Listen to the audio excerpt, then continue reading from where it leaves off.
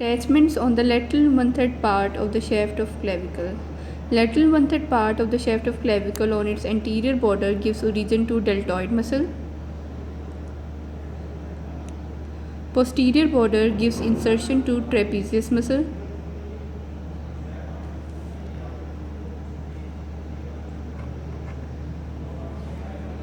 Inferior surface of the lateral end contains conoid tubercle and trapezoid ridge.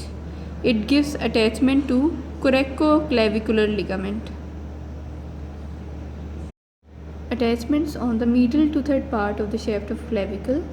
Anterior surface of the medial to third part of the shaft of clavicle gives origin to pectoralis major muscle. Superior surface of the medial to third part of the shaft of clavicle gives origin to clavicular head of sternocleidomastoid muscle. Posterior surface of the medial to third part of the shaft of clavicle gives origin to sternohyoid muscle. Inferior surface contains rough rounded oval impression. It gives attachment to costoclavicular ligament. Anterosuperiorly, it gives attachment to interclavicular ligament. Postosuperiorly, it gives attachment to articular disc. I have drawn a diagram in order to show attachments of muscle. This is clavicle, sternum bone, ribs, humerus. First of all, let us discuss attachment on the lateral one-third part of the shaft of clavicle. Lateral one-third part of the shaft of clavicle has anterior border, posterior border, superior surface and inferior surface. Anterior border gives origin to deltoid muscle. This muscle also originates from the spinoscapula and acromion process of scapula, and finally deltoid muscle is inserted on the deltoid tuberosity of humerus bone. Posterior border of lateral one-third part of the shaft of clavicle also gives insertion to trapezius muscle.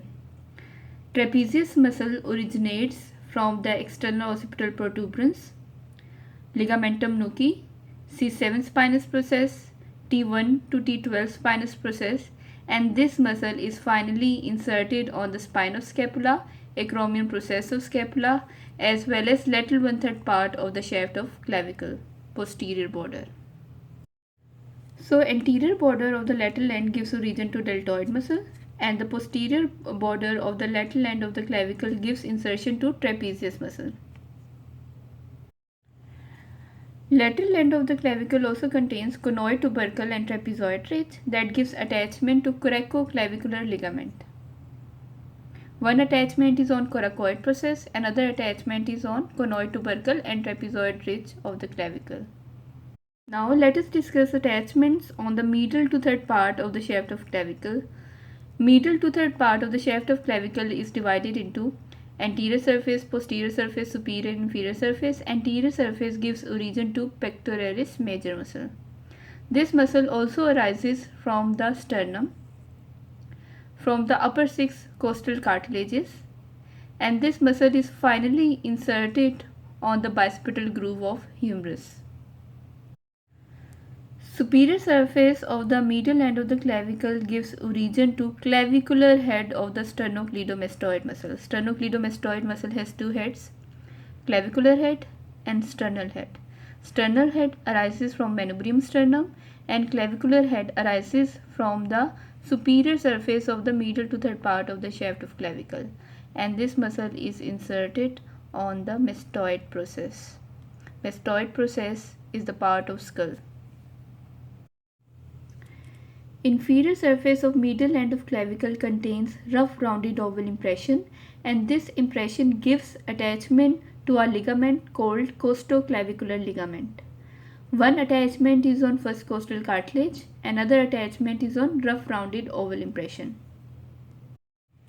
Anterosuperior to the medial end, interclavicular ligament is attached.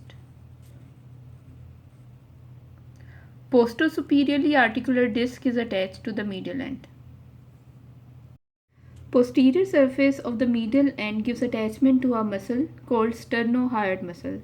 This muscle originates from the medial end of the clavicle, and this muscle is inserted on the hyoid bone.